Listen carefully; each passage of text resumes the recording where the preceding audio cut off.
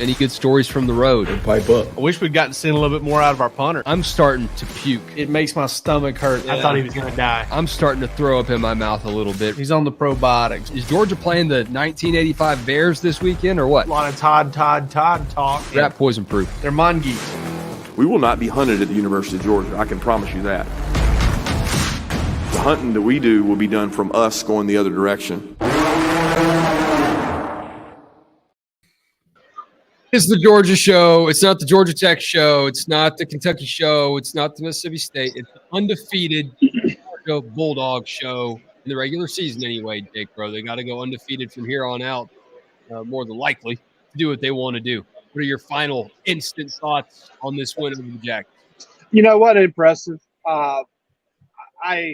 It's weird. I think that Kirby Smart is almost kind of, just – I don't know if it's flexing or if it's trying to maybe, be vanilla, or I don't know if it's just showing other teams that you can do it.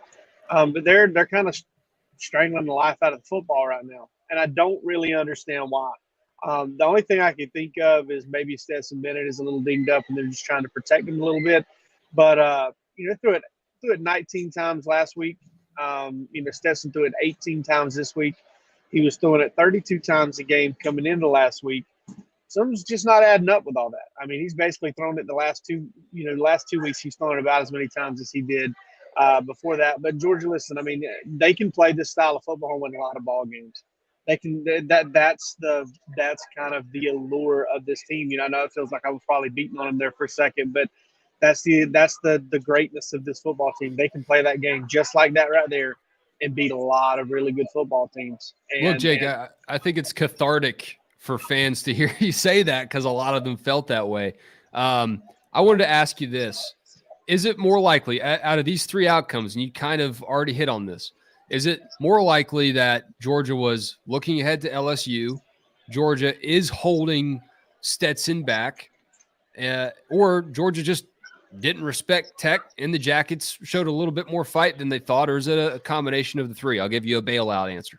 Yeah, that's going to have to be the bailout answer, and it's just honest. I mean, it was a little bit of everything. I think Georgia played particularly well. I think Georgia – see, when Georgia comes out and plays with this kind of game plan, when they come out and kind of play with this conservative game plan, the margin for error is just not there because you're not gonna score from outside the 20 very often. So you're gonna have to get down in those tight areas, and you're gonna have to execute at a high level. They did sometimes, they didn't sometimes.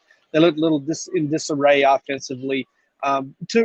Brought A.D. Mitchell in as a decoy on a fourth down where they tried a hard count and then he didn't play. He looked frustrated.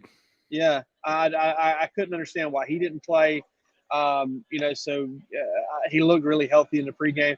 I don't think there's any sort of is Georgia able type of issues here. It's just a matter of, like I said, I don't know. I don't know what Kirby's idea is there, but the game plans are being super conservative right now.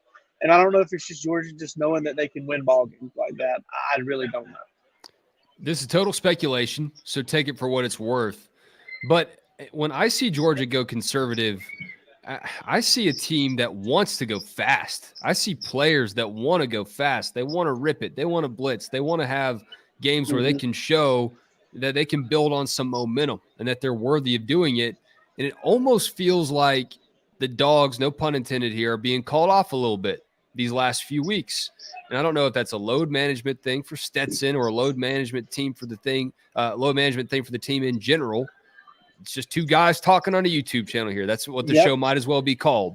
But when I see Georgia's coaches try to scheme things up to hold them back a little bit, it's almost like the Dogs don't really know what to do in that situation. Yeah, I mean, when you see them come out on the attack and really getting after that 10 to 20-yard range of a defense, the one that's I think is the hardest to defend because it's just the easiest to get guys open in that 10 to 25-yard range. And when Georgia comes out attacking that area like it did against Tennessee, it's really good. I mean, and you get Stetson in a rhythm, and then you've got something to deal with. When it doesn't, which has been basically, since, I don't know, at some point in the Mississippi State game, I don't know when it was, but it was at some point. When you get to that area, then it kind of gets weird on you. So I don't know. I mean, it's a weird. It's just a weird thing to look at, and if you hadn't seen what you had seen from this team in big games like Oregon, like South Carolina, like big win today, got Clemson. If that's news to you, and then they got Tennessee, even Mississippi State, the way they started that game offensively and kind of built the lead, they had like a special team pickup. Florida game as well. I mean, they got off to a better start against Florida. So I don't know. We know that team's there. So we know it is. Here's a little bit of spin zone for the Georgia fans. And I thought about this as Georgia's lead started to kind of snowball and they were running it at will. They had that huge wheel route, big explosive play. It's almost scarier if you are a Georgia opponent to see that the Dogs can start slow and then fully push the throttle forward and then control the game from there. And we've seen that a couple times too. Now, we saw the Missouri game. We saw the Kent State game. They were frustrating throughout. Kentucky, the scoreboard looks like it was frustrating. I think we both agree the Dogs dominated that one. But when Georgia wants to put the pedal down, they can. And I heard my guy DJ Shockley on the radio after halftime. He said it was the most passionate he's seen Kirby Smart at halftime this season. He encouraged the O-line to go out and carry the game on its shoulders, and he encouraged them to go out and win for the seniors, and they did. So it's a mixed bag, but the fact that they can just do that when they want to against a team like Tech, probably wouldn't be able to do that in the playoff game or even against LSU. But the fact that they can go out and kind of accelerate when they need to is kind of scary. I don't know that there's a team in the country that Georgia could not beat if it decided to play the game that way. I'm watching this Michigan-Ohio State game over here on the side. I think Georgia could beat Michigan that way. I think Georgia could beat Ohio State that way.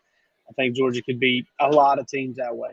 But listen, I know Georgia fans don't want to hear that. You want to hear like, well, hey, why does Brock Bowers not have 1,000 yards receiving? And you want to hear about, hey, why does hey, I tell you what, Kenny McIntosh had a big day today. 182 yards or something like that. 83 of it on that wheel route, which was just magnificent. Stetson Bennett's final throw between the hedges. That's a hell of a way to go out. Yeah, absolutely. I didn't even think about that, Wes. You're good at catching stuff like that. But it's easy when I'm at home and not distracted by the halftime popcorn and hot dogs. Yeah, well, I don't think there's any popcorn anymore. The hot dogs aren't very good, but that wheel route and 182 total yards and I think just 14 touches. So a huge game for him. He's going to have over 1,000 yards. He already does. He's almost to 1,100 total yards at Georgia. What a weapon, man. Maybe that many 1,100 total yards this season through 12 games. So almost 100 total yards a game for Kenny McIntosh. Huge year for him, and really has been at his best of late. But listen, Georgia can play this style of football and beat just about anybody. It can beat anybody. I don't think that's the best way to beat everybody. I don't think Kirby Smart thinks that either. But I do think he'll get himself into a funk here and there. I would call it a funk because it's hard to watch. But he kind of gets himself into this mentality every now and then where it's like, you know what? They can't score. They can't threaten us. We're going to play man ball and we're going to do this. And it's just been a very conservative the past couple of weeks. And you wonder why. If it wasn't a 2 consecutive week thing, I wouldn't really think about it this way, but I don't know. See, the gut feeling is there's something going on, maybe a little bit with Stetson, not necessarily something that's preventing him from being able to do it, but something that they're worried could get worse. And maybe they're trying to give it some rest and like you said, load management maybe, and get him geared up for the postseason. Yeah. This is the first game where I've picked against my gut feeling in our weekly staff picks, and Georgia actually did what my gut thought would happen. And my tip this week was that Kirby Smart was talking about Brent Key and Tech the same way he was talking about Kentucky the week before. They're physical. They like to run the ball, attack you, shrink the game, all that kind of stuff. Kind of made me wonder, is Kirby going to go out there and do the same kind of thing? And that's what they did. So maybe it is just kind of put Stetson on ice a little bit and just dial him up when you need to. But they're going to need him next week. And the O-line isn't the O-line can't have to rely on a halftime pep talk next week against LSU. I don't necessarily know that they had to rely on a one today either. It's one of those things that they ran the ball pretty effective. I mean, you look at that first touchdown drive. I mean, it was a 45-yard, nobody touched him run, and then a 16-yarder from Dejon Edwards, and they punch it in. I think the one thing they're really running into, though, is, they're running it, playing that physical brand of football. And when it comes down to red zone stuff, I don't know if it's fatigue. I don't know if it's a mistake, if it's one guy breaking down, if it's just one thing every time. But they're getting down to the red zone, and then it's just like they start hitting a wall. I mean, I know part of it is having more guys near the line of scrimmage, but they can run the football between the 20. I mean, from until they get inside the 20 or the 10-yard line at any rate they want. They just can't really get the thing going down there close. And I know it, like I said, I know it's a little bit harder, but I also think that they should be kind of maybe executing a little better than they are. Maybe it's a microcosm of what we were just talking about starting fast and rolling and just going white hot down the field. And maybe when you're trying to play that game plan, I mean, the first half when Georgia wasn't really moving it well at all, Stetson was snapping the ball with like 10, 8, 7 seconds left on the play clock. They had really no urgency. So it plays into what you're saying. And I don't think it's too hot of a take, too wild of a conspiracy. Before I let you go, Jake, you have a lot to wrap up. A historic back-to-back undefeated regular season for Georgia. We can laser focus in on all the things they're not doing great right now and haven't done great the past couple of weeks. But when you take a step back, you've covered this team, this program for a long time. What is your perspective of where Georgia football is right now under Kirby Smart? The place where you always wanted it to be if you're a Georgia fan. And, this doesn't get – it doesn't get much better than this. It is really hard to get, for it to be better than this for a Georgia fan. If you really look at it, we're talking about at this point, what, Wes, 27 out of 28 games, 29-1, I think, since last season. Yeah, well, 29-1 would be if they won all 15. Right. So since last season, getting a little ahead of myself, my bad. Yeah, 26-1. So 26 of 27 games, the last 27. Then if you throw in the end of, Georgia's on quite the run when you consider that 4-game streak, the end of the 2020 season. Taking on into this season, 18-1, 30-1, and their last 31 games. That's pretty incredible. Georgia has almost certainly punched a ticket to the playoff, and a win will definitely get them in as the 1 seed and a chance to play almost in their backyard for a chance to play for a second straight national title. And these back-to-back title things don't grow on trees, man. No, back-to-back title opportunities don't grow on trees. You don't even get a seed packet of that very often. Yeah. No. Jake Rowe is writing a lot of free stuff, but he's also writing a lot of premium behind the paywall stuff over at DawgsHQ.com. It's $10 per month right now. Y'all go support him, support what we got going on, and hit the subscribe button on our YouTube channel. Jake, I'll let you go. I'm going to hang out and chat for a few more minutes on this one. We'll catch you tomorrow night, 8:30 p.m. Eastern, right here. Thank you, Jake. All right, guys, just you and me.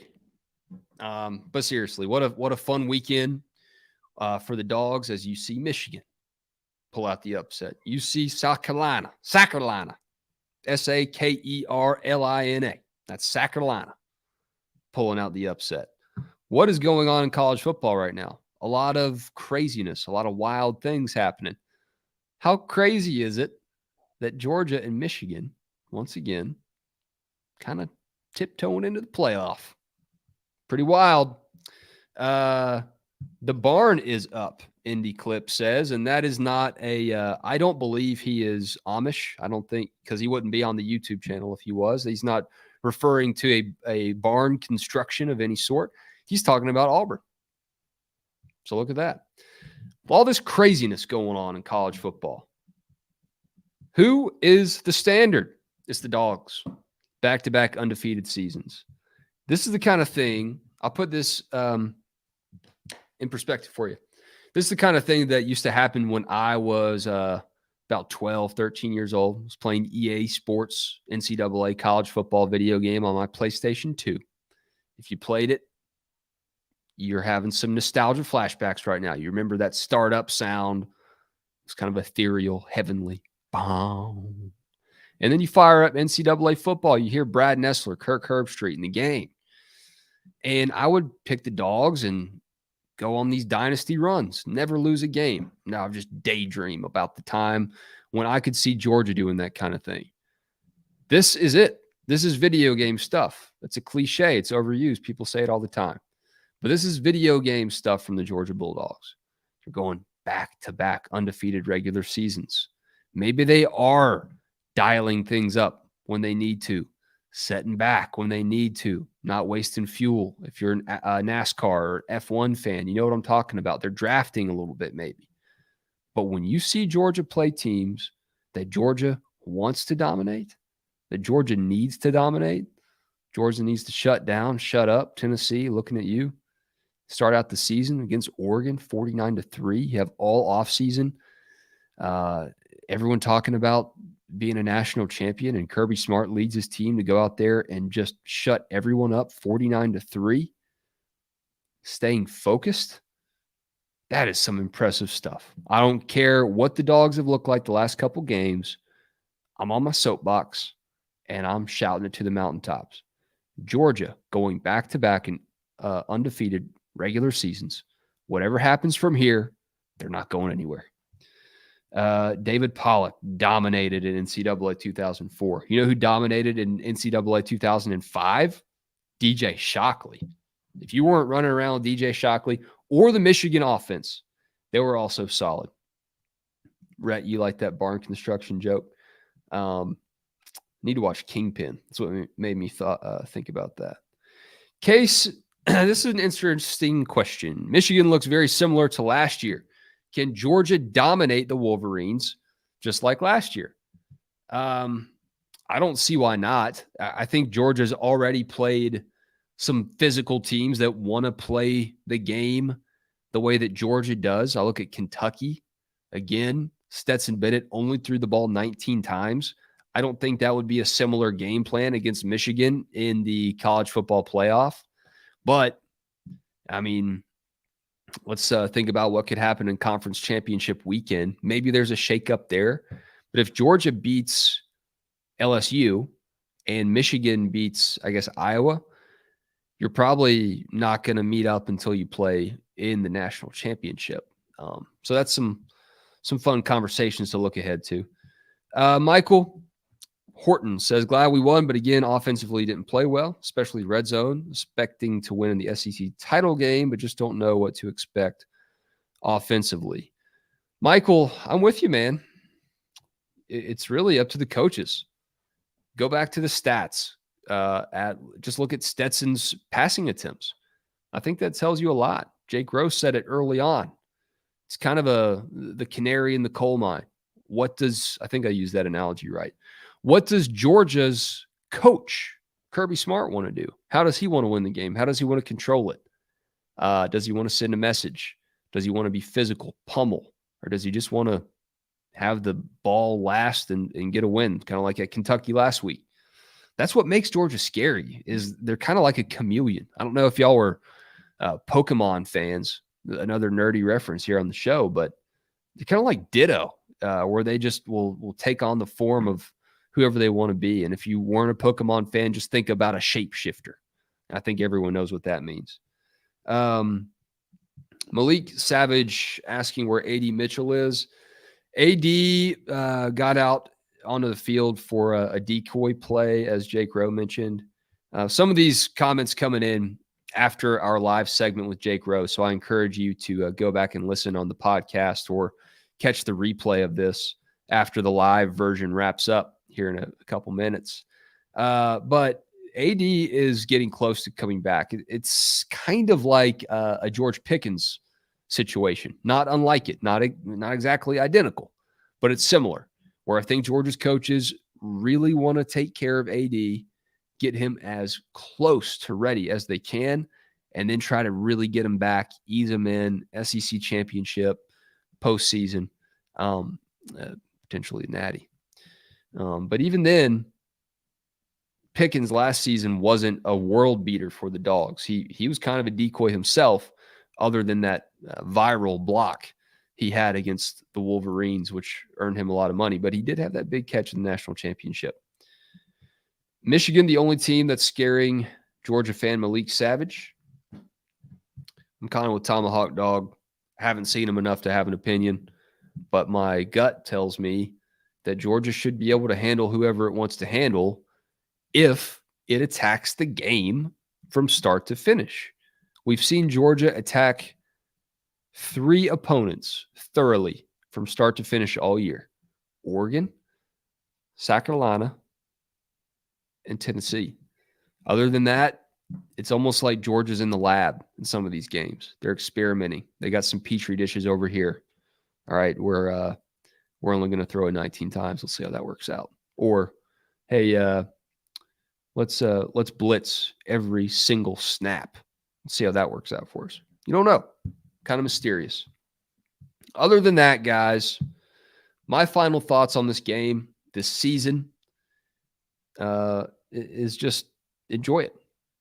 Enjoy it. You got all week to hear about how much better Georgia is than LSU. Then middle of the week, you're going to start to hear a lot about Brian Kelly against Kirby Smart and their history, and how Brian Kelly's kept it close against Kirby Smart in his career. He might keep it close against Georgia. How Harold Perkins is going to get after Stetson Bennett. Georgia should beat LSU. I'm saying that right now on Saturday, November 26th. And I don't know what the spread's going to be. I know it's at least a couple touchdowns, I think. But we'll get to it right here on DawgsHQ. Whether you are watching live on our YouTube stream here on the DawgsHQ YouTube channel, the Georgia Show is also available on replay on our YouTube channel and on Apple and Spotify podcast if you like to listen with your ears. We are always live every week right after a Georgia game and at 8:30 p.m. Eastern on Sundays and Wednesdays. So that's where you can find us, and that's when you know to look for a new episode if you don't find us. Special times to be a Georgia Bulldogs football fan. Dogs on top over Georgia Tech. Georgia trying to cover there at the end. Carson Beck fumble took that off the table. 37-14, the final score. Dogs start out a little slow, but they just turn that dial up. They just let things simmer, and then they just hit you with that torch at the end, like a reverse sear ribeye. That's how Georgia is playing the game.